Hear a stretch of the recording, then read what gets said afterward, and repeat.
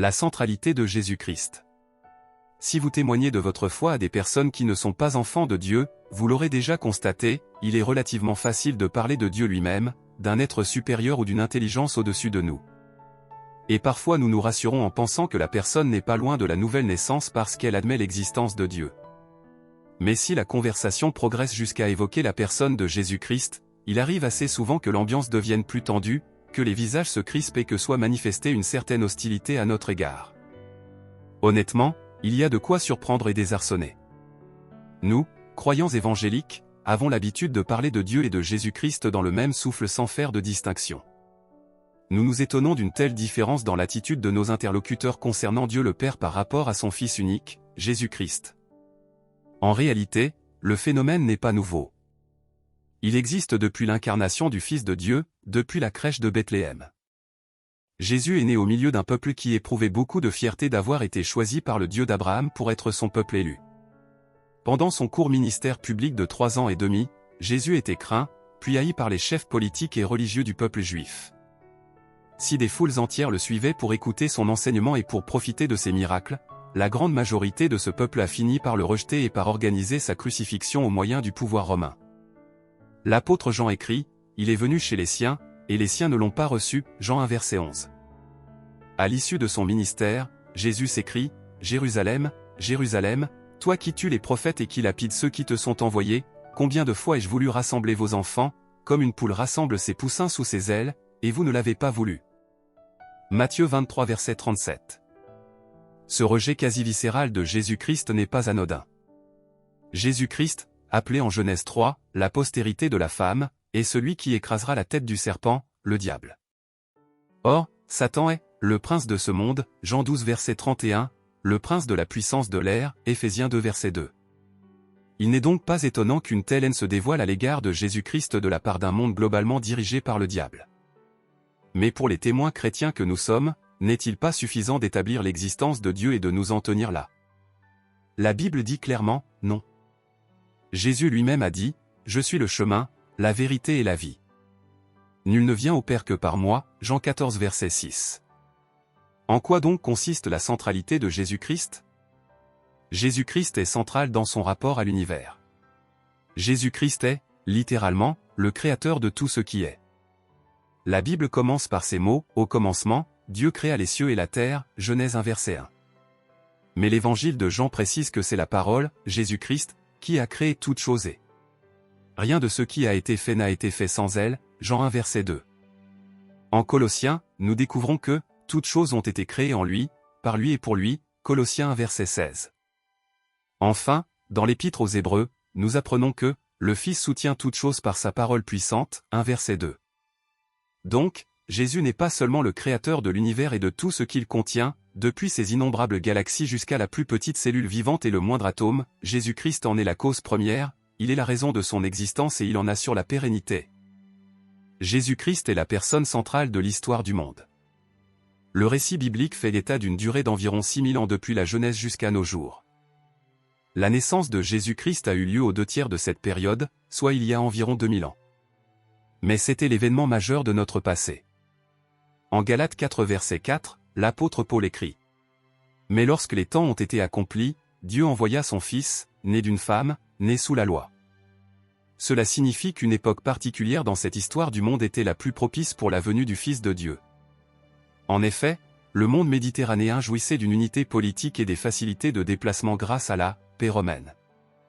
Langue et culture grecque s'étaient répandues partout dans cet empire. Il se trouve que la langue grecque est la langue la mieux adaptée pour exprimer les vérités spirituelles du Nouveau Testament. En outre, étant la langue la plus répandue dans l'Empire, elle a facilité la diffusion du message de Jésus-Christ dans le monde connu en quelques décennies seulement. À aucune autre époque de l'histoire du monde a-t-on eu autant de conditions réunies pour la diffusion de l'Évangile. Ce moment, établi par Dieu pour envoyer son Fils, a été choisi par les hommes pour diviser leur chronologie en deux périodes, avant Christ et après Christ. Jésus-Christ est central dans les prédictions divines. On pourrait se poser légitimement la question, pourquoi Dieu a-t-il attendu si longtemps, 4000 ans, avant d'envoyer Christ? L'une des raisons réside dans l'importance des prédictions dans la pensée de Dieu.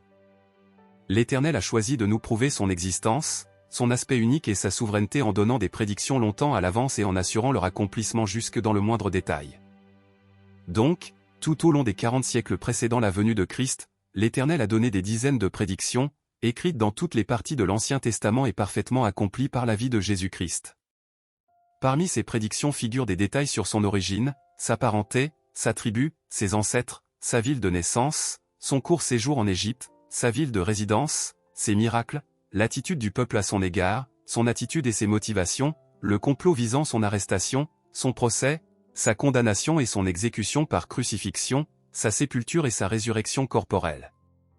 Le fait que toutes ces prédictions se soient accomplies à la lettre dans la vie de Jésus-Christ montre, sans aucun doute possible, que l'Éternel est le seul vrai Dieu et que la Bible fut véritablement inspirée par lui et qu'elle est sans erreur. Jésus-Christ est central par son acte unique. Appelé dans le grec, kénosis, ce terme décrit l'acte de « se vider ». Jésus-Christ est Dieu le Fils, vivant éternellement avec le Père et l'Esprit Saint, et étant de même nature. Mais pour s'incarner en homme, Jésus s'est vidé de sa gloire, de sa majesté, de plusieurs de ses droits et privilèges, afin de devenir un vrai homme, avec les limites humaines de faim, de soif et de fatigue. Cette décision de se dépouiller de ses droits divins afin de devenir un homme est à l'origine de notre salut. Si le Seigneur Jésus-Christ était resté dans sa gloire, il ne serait jamais venu parmi les hommes, il n'aurait pas payé pour nos péchés par son sacrifice et nous n'aurions jamais pu être réconciliés avec Dieu et déclarés justes devant lui.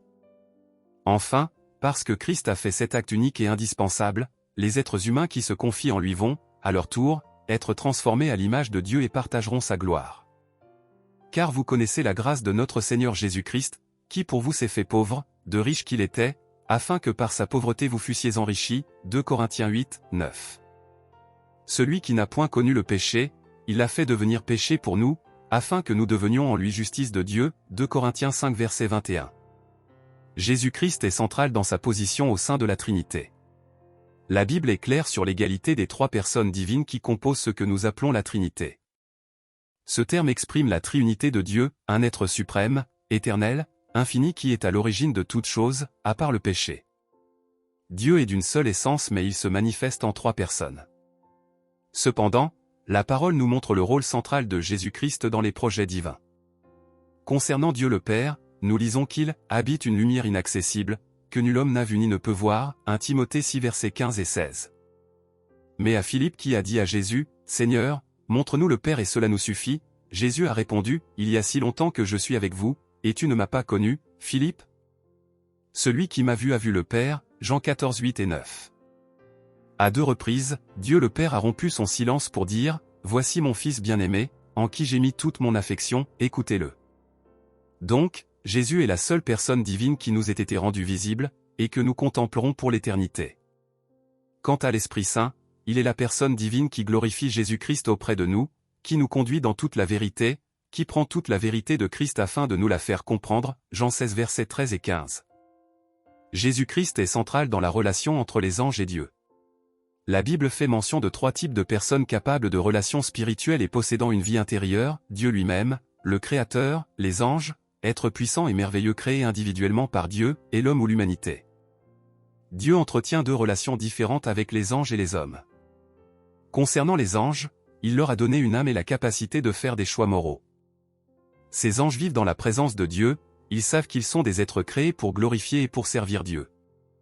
Ils savaient donc tout ce qu'il fallait connaître pour faire un choix moral par rapport à leur relation avec lui, vont-ils lui obéir et l'honorer ou vont-ils désobéir et mépriser leur Créateur ? Motivés par le désir d'être semblables à Dieu, son Créateur, et surtout désireux de recevoir l'adoration de la part de ses semblables, l'ange chérubin Lucifer, le fils de l'aurore, a décidé de s'élever contre Dieu et de se rebeller contre lui. Environ un tiers des anges l'ont suivi dans cette démarche, et ces anges ont pour toujours été confirmés dans leur choix moral d'être ennemis de Dieu et de le contrer, de lutter contre sa volonté et son programme à chaque occasion. La rébellion des anges déchus s'est manifestée contre Dieu en ces 3 personnes, Père, Fils et Saint-Esprit. Même dans ce domaine, Jésus-Christ occupe la place centrale. Tout d'abord, il est le Créateur des anges. Car en lui ont été créées toutes les choses qui sont dans les cieux et sur la terre, les visibles et les invisibles, trône, dignité, domination, autorité. Tout a été créé par lui et pour lui, Colossiens 1 verset 16. Toutes les classes d'anges sont comprises dans ces puissances du monde invisible, puisque les rois et les dominateurs humains sont visibles. Ensuite, il est le Seigneur des anges élus et le vainqueur de Satan et de ses hordes rebelles. À sa naissance, les saints anges ont annoncé sa venue au berger. Au moment de son épreuve dans le désert, il a vaincu les séductions de Satan en lui citant la parole de Dieu. À la fin de cette épreuve, les anges sont venus pour le restaurer, Matthieu 4 versets 1 à 11. Jésus, Fils de Dieu a été, oint d'une huile de joie au-dessus de ses collègues. Il leur est supérieur à tous égards, mais les anges saints sont des ministres de Dieu pour exercer un ministère envers les croyants, Hébreux 1. Pendant tout son ministère, dès que Jésus était en présence d'un démon, ce dernier se précipitait devant lui pour s'adresser à lui en tant que Seigneur ou Maître. À certains moments, les démons plaidaient avec Jésus de ne pas les envoyer dans l'abîme, mais Jésus avait toute autorité d'en disposer comme il voulait, Matthieu 8 versets 8 à 32. Tous les anges déchus reconnaissent l'autorité et la souveraineté de Christ.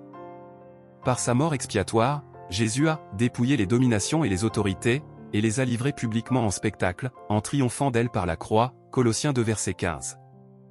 Il les a si complètement vaincus que l'image évoquée est celle d'un combattant mettant KO son adversaire, et, le soulevant au-dessus de sa tête il se promènera autour du ring pour ainsi, exposer sa victoire.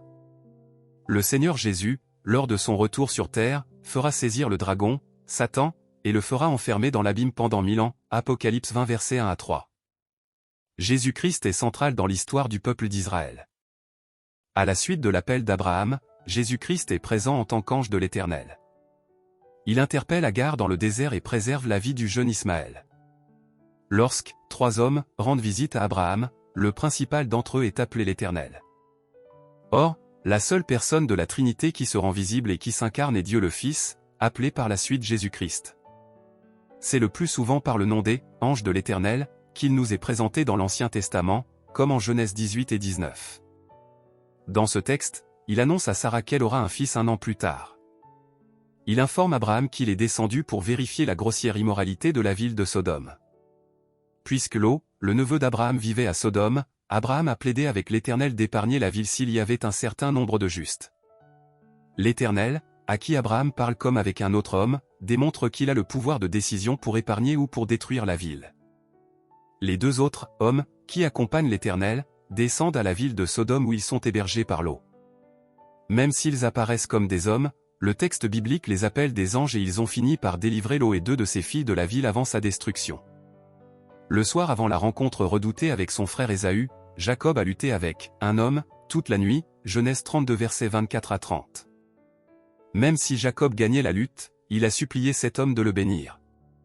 L'homme, lui a répondu que son nom changerait de Jacob, tricheur, à Israël, prince avec Dieu. Cet homme l'a touché à l'emboîture de la hanche et Jacob boitait à partir de ce jour-là. Jacob appela ce lieu Péniel, car, dit-il, j'ai vu Dieu face à face et mon âme a été sauvée, Genèse 32 verset 30. Après lui être apparu dans le buisson ardent lors de son appel, l'Éternel promet à Moïse d'envoyer son ange devant lui pour l'accompagner dans sa mission de conduire le peuple d'Israël jusqu'à la terre promise. L'Éternel dit, « Voici, j'envoie mon ange devant toi, pour te protéger en chemin et pour te faire arriver au lieu que j'ai préparé. Tiens-toi sur tes gardes en sa présence et écoute sa voix, ne lui résiste point, parce qu'il ne pardonnera pas vos péchés, car mon nom est en lui. Mais si tu écoutes sa voix, et si tu fais tout ce que je te dirai, je serai l'ennemi de tes ennemis et l'adversaire de tes adversaires, Exode 23 versets 20 à 22. Ce texte montre clairement que cet ange, ou messager, n'est pas l'un des anges créés par Dieu mais bien une personne divine par l'expression « mon nom est en lui », et par le fait que Dieu dit « si tu écoutes sa voix, et si tu fais tout ce que je te dirai ». Obéir à cet ange, c'est obéir à Dieu. C'est donc Dieu le Fils avant sa naissance à Bethléem. L'ange de l'Éternel rencontre Balaam pendant le voyage vers le pays de Moab et fait parler son âne, Nombre 22. L'ange de l'Éternel est intervenu pour appeler Gédéon comme juge et pour annoncer la naissance de Samson, Juge 6 et 13. Il a dû juger le peuple d'Israël pendant le règne de David, 2 Samuel 24. Il a encouragé et restauré le prophète Élie avant son voyage au mont Horeb, 1 Roi 19. Il a détruit l'armée assyrienne qui assiégeait la ville de Jérusalem, 2 Rois 19. Il est mentionné plusieurs fois dans les visions du prophète Zacharie concernant la fin des temps. Mais le verset le plus éloquent concernant l'ange de l'Éternel est celui-ci, dans toute leur détresse, ils n'ont pas été sans secours, et l'ange qui est devant sa face les a sauvés. Il les a lui-même rachetés, dans son amour et sa miséricorde, et constamment, il les a soutenus et portés, aux anciens jours, Ésaïe 63 verset 9. Jésus était donc à l'œuvre tout au long de l'histoire du peuple d'Israël. Jésus-Christ est central dans les types de l'Ancien Testament. De nombreux personnages de l'Ancien Testament préfigurent des aspects de la personne ou de l'œuvre de Jésus-Christ. Abel place sa confiance dans un sacrifice sanglant et reçoit le pardon de ses péchés. Noé construit une arche, symbole de Jésus-Christ, pour être délivré du déluge du jugement divin. La vie de Joseph comporte de nombreux parallèles avec celle de Jésus-Christ, le fils bien-aimé de son père, parfaitement fidèle et obéissant, vendu par ses frères, il accède enfin au gouvernement du pays d'Égypte, il extrait la confession et la repentance de ses frères, pour ensuite leur accorder le pardon et la plénitude dans un lieu qu'il leur a préparé. Moïse préfigure Christ comme le conducteur de son peuple, les délivrant de l'esclavage et le menant dans une terre promise de repos et d'abondance. Josué, capitaine victorieux, nous fait penser à Christ qui a vaincu tous ses adversaires pour en faire profiter son peuple. Le roi David, homme d'après le cœur de Dieu, berger devenu roi, nous rappelle Jésus le bon berger qui est le roi des rois et le seigneur des seigneurs. Salomon, par sa sagesse et sa richesse, nous rappelle Jésus-Christ, grand roi qui partage la ville précieuse de la Nouvelle Jérusalem avec son peuple. Tout dans le tabernacle nous rappelle Jésus-Christ. Le parvis en lin blanc nous rappelle sa vie parfaite qui nous ferme l'accès à Dieu. Mais la porte en tissu brodé nous rappelle qu'il est la porte pour accéder à Dieu. Dans le parvis, l'autel des holocaustes nous enseigne qu'il n'y a pas de pardon sans le sacrifice d'un innocent. La cuve nous rappelle qu'il faut se purifier pour le service. Dans le lieu saint, le chandelier à 7 branches nous parle de sa perfection et sa lumière, les pains de proposition sans levure nous rappellent sa vie sans péché, et l'autel des parfums sa vie de prière.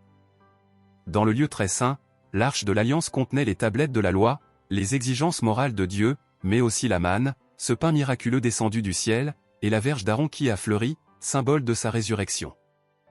Au-dessus se situait le propitiatoire, que l'on devait asperger de sang, pour rendre le pardon de Dieu propice, surplombé par des anges, symbole de la présence de Dieu. Enfin, les tapis formant le toit symbolisent tout à tour, la vie et l'œuvre du Seigneur. À l'extérieur, un tapis gris d'aspect ordinaire, comme l'a été Jésus, en dessous, un tapis rouge, symbole de son sacrifice.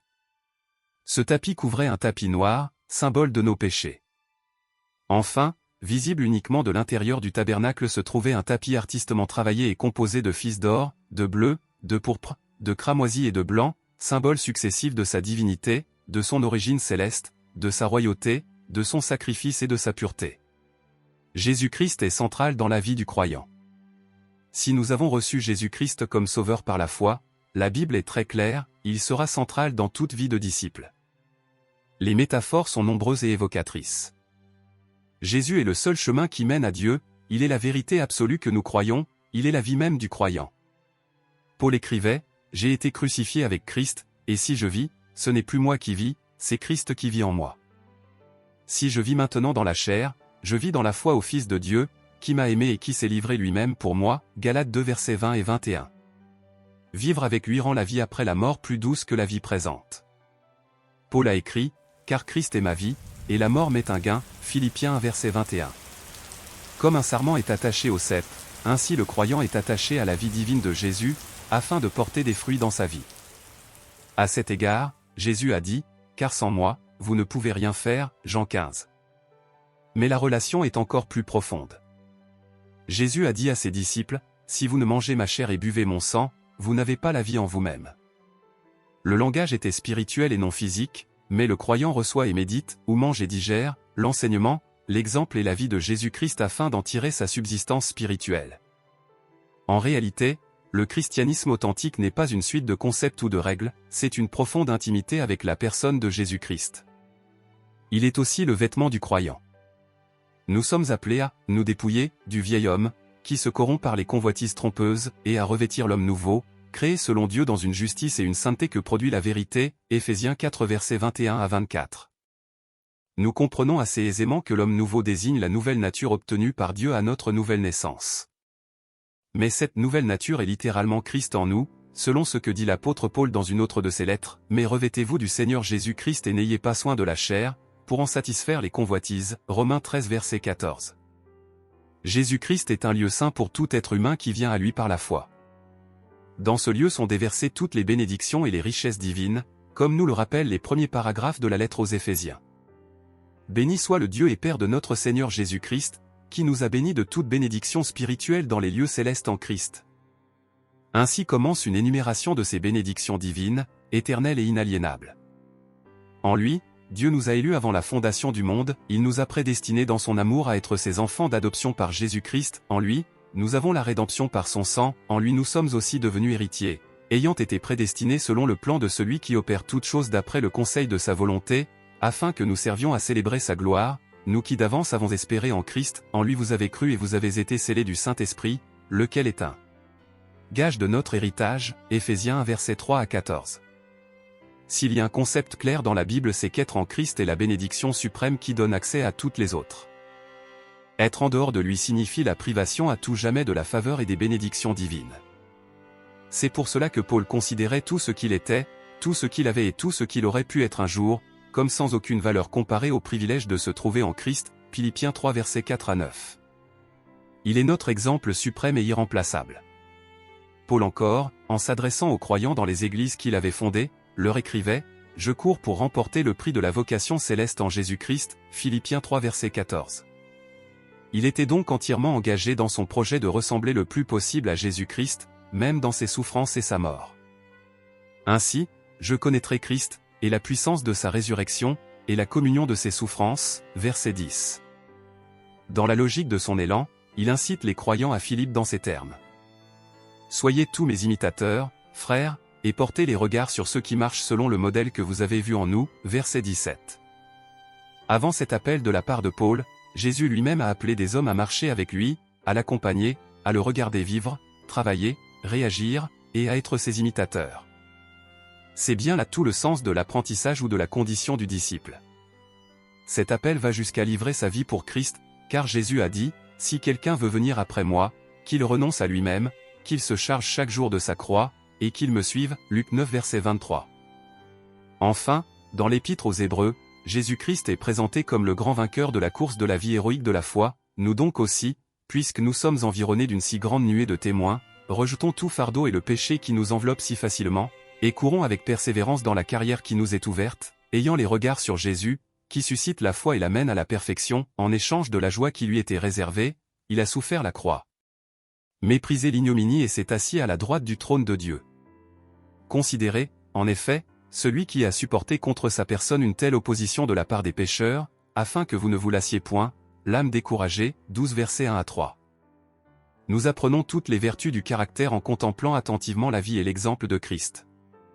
Il est notre unique point de référence, la seule autorité crédible. Chaque aspect de sa vie, jusque dans ses moindres paroles et réactions, renferme des leçons utiles et nécessaires pour tous ceux qui le contemplent. Nous ne progressons qu'en examinant attentivement sa vie et son exemple. En conclusion, quelle que soit la réaction de nos interlocuteurs, ne reculons jamais quand il s'agit d'annoncer et de prendre position pour notre Seigneur Jésus-Christ. En effet, il a dit, « Quiconque me confessera devant les hommes, je le confesserai devant mon Père qui est dans les cieux, mais quiconque me reniera devant les hommes, je le renierai devant mon Père qui est dans les cieux. » Matthieu 10 versets 32 et 33. Chers amis, gardons Jésus-Christ au centre de nos vies.